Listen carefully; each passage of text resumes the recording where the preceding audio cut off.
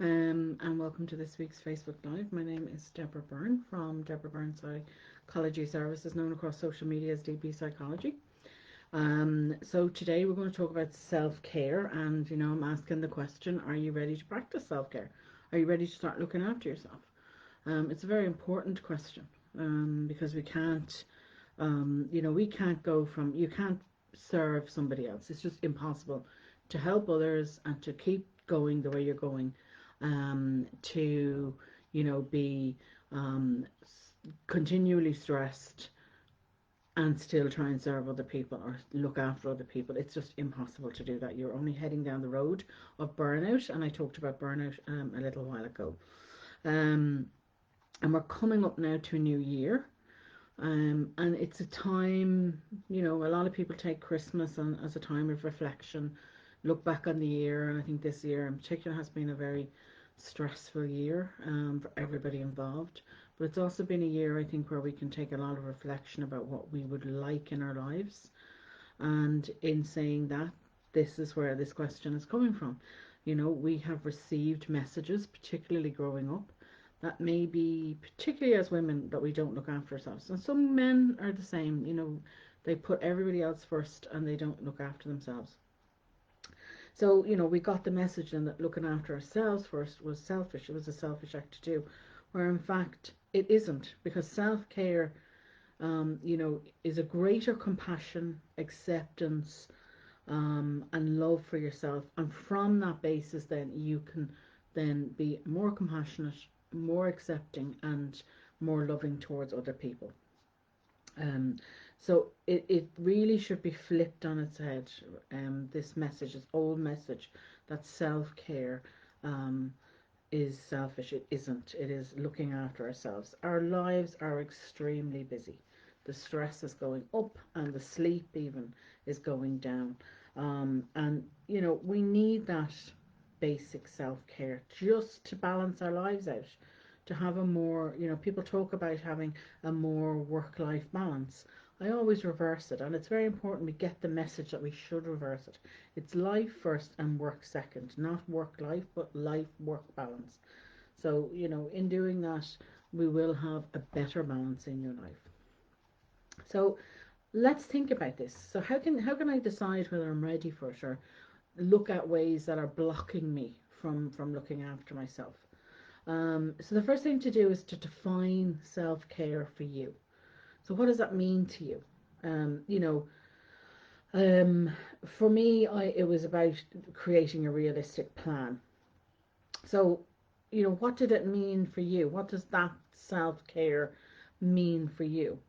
And that's a good question to ask yourself. What is it? What's included in self-care? What do I think of as self-care? Now, I know what my self-care is, because that's my second question to you. Is like, define your list. Go and define your list of self-care. For me, it was, meditation. It was getting my sleep right. It was journaling every day to get out my thoughts and feelings, emotions, and look at them. Um, it was ways of de-stressing myself, and basic everyday self-care, everyday care, like basics, eating healthily, getting out for an exercise, um, doing, taking a shower, basics, very basics, little things that we can kind of start dropping as we get um, more and more busy. So, what's on your list right now? And what would feel right for you? That's another thing. It has to feel right for you. Sometimes we can combine two things. So if we wanted to do exercise and relaxation, for instance, we could combine something like yoga to do that, because that'll help us with relaxing, but it'll also help with meditation, by the way. And it's also exercise. So sometimes you can combine a couple of things. So define what would be, and write out a list of what would it be that you can put on your list. Now I have suggestions in the blog, and there is a link to the blog in the description. Um, and you can head over there and have a look at those. And I've talked about self-care loads and loads of times, so even if you check out one of my basic videos, you're going to get more ideas there. And then number three would be, to take a moment to understand why you're having trouble looking after yourself. And that's important. What's going on? What's all the patterns about? I'd say to you to get out a journal. You don't need to buy a fancy journal. Go to the supermarket, get one. Or as I say to the mums, if there's an old copybook lying around, rip out some of the pages that are used. You know yourself, if you're a mum, you get to the end of the year, there's always loads of pages in the back of a copybook. Rip it all out, use the back of those, use those as scrap paper, and it's a great place actually to write a journal and recycle. So your question is, why do you feel that taking care of yourself is so difficult for you? What messages did you get when you were growing up about that? How did you, if you had your grandparents around you, how did they look after themselves? How did your parents look after you? How did aunts, uncles, everybody that was in your community, how did they look after themselves? Or was it the case that, um, they always didn't look after themselves first? They were always putting others, they were always at the service of others, no matter what. They came last, if at all, on their list. Was that your message? Because that's a pattern, and it's a negative pattern. It's an unhealthy boundary. You know, so look at it. Where were the messages coming from? What's the pros and cons of looking after yourself? What would be the pros and cons? Um, you know, um, why are you so resistant? Where's the resistance coming from?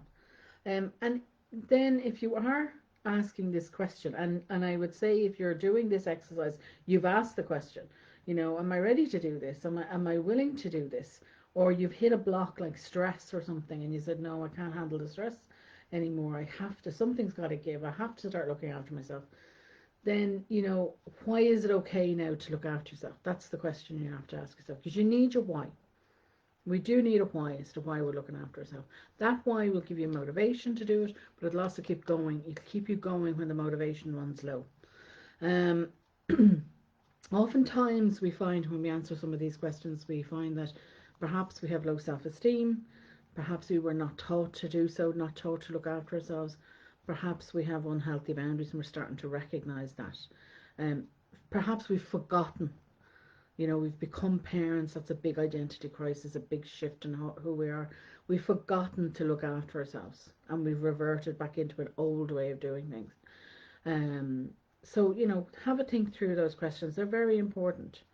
The next thing that's going to rise up is guilt. And the guilt is going to come up, particularly if you are not used to looking after yourself and if you're codependent, a perfectionist, people pleaser, or anything like that, you're going to find that the guilt is going to come up. And, we get to choose how we respond. And you have to understand that.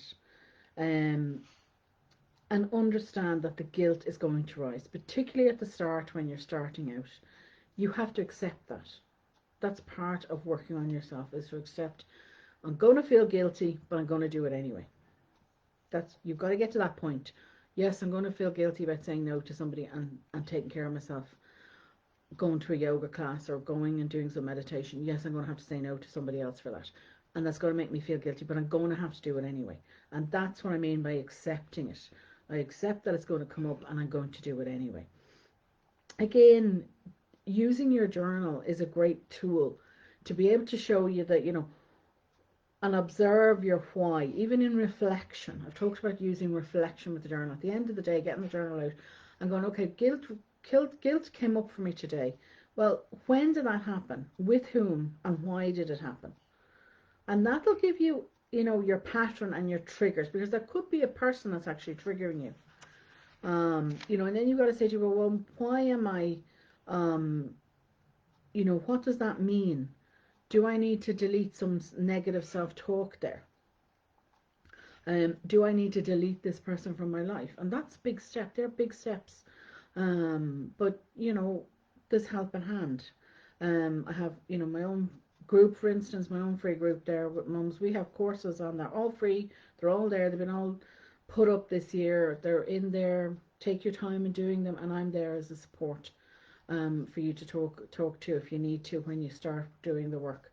The next thing I'd ask you to look at is, you've got to remember you can't be all things to all people and still be happy. There's no way you're going to be able to do that. So please stop. You can't please everybody. Um, you've got to get honest with yourself. You've got to review those priorities. You've got to admit if you have a problem with perfectionism, codependency, people pleasing. Are you taking on the responsibility of others? If you are, then again, you've got to recognize that pattern. You've got to recognize who's triggering you, the who, the when, and the where. Are you trying to people please? Are you trying to be a perfectionist? Are you trying to be codependent? It's not everywhere in our lives. Maybe we're doing that. It could be with one particular person only. They trigger you constantly. Or maybe it's not in your personal life, maybe it's only in work you're doing that and you're taking on far too much work. You're taking on other people's responsibilities at work. And again, this is where we need to let go of people in order to give ourselves the time and let go of other people's responsibilities, hand them back to them in order to give ourselves time, because it does take time to look after yourself. But it's the most precious time you can give to yourself. And look after yourself. It's very, very important. People say to you, look after yourself, and an awful lot of people, particularly those of us who are codependent, particularly of those of us who have done perfectionism, put my hands up, I've done it. Um, you know, um, Taking on the responsibilities of others. Yep, done it. I'll put my hands up and I'll say, yes, I've done it. And this is where my whole self-care and the book came out of. It was my recovery, my road to recovery was, this is why my book came out, and what I did to help myself. We've got to start saying no to people. We have to start saying, because otherwise you do reach burnout and it's not a pretty place to be.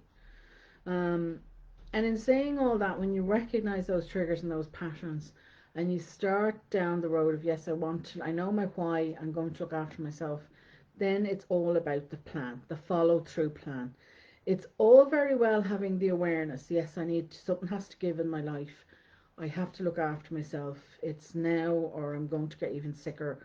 I'm heading down the road towards, getting ill, physically ill or mentally ill. I have to stop that. That's all very fine. And then you reach acceptance. Can't skip acceptance, guys, because if you skip acceptance, as I say to my mums, you're going to set yourself up for failure. You have to reach acceptance. Yes, I'm going to have these emotions coming up. Yes, I'm going to have that guilt coming up. Yes, people are not going to be happy with me because I'm changing. That's okay. You've got to get to that strong point in yourself where you say, no, it's this far, no further. And then you go to the action stage where it's, I need the plan. I need a realistic, actionable plan with small enough steps that I can take, that it's going to be realistic for my lifestyle. And, I'm going to plan it out, because planning it out equals success. If you don't plan it out, that's failure. Okay, you're heading down the road to failure. And my last point, you have to say to yourself, ask for help. It is there. Just ask for help. If you're really struggling, guys, make an appointment with me, make an appointment with another therapist, or come and join a group like mine, a free group for mums. Come and join the group. As I said, you have we've 11 course modules up there, 11 courses, different courses up there, all ranging around self-care, deleting negative thinking, deleting negative people, setting boundaries, working on communication. There's a huge range of courses in there now, all free, that you can take in your own time. And as I said, I'm in there as a free support, if you want it. In saying that, if you think things have gone further along the road for you, and you want one-to-one support, don't feel, you can reach out to me or to somebody who's closer to you in wherever you're living. So I will leave it there, as always, and thank you all for watching. I can't see comments today. If Facebook has changed things. There they are. Facebook has changed the layout of Facebook Live. Be it on the head. So good morning, Deirdre. I finally found your comment. Good morning, Deirdre, as always. I thought it might be you. And to everybody else who watches, I know an awful lot of people watch these in replay. Thank you for watching, and I will talk to you all again next week.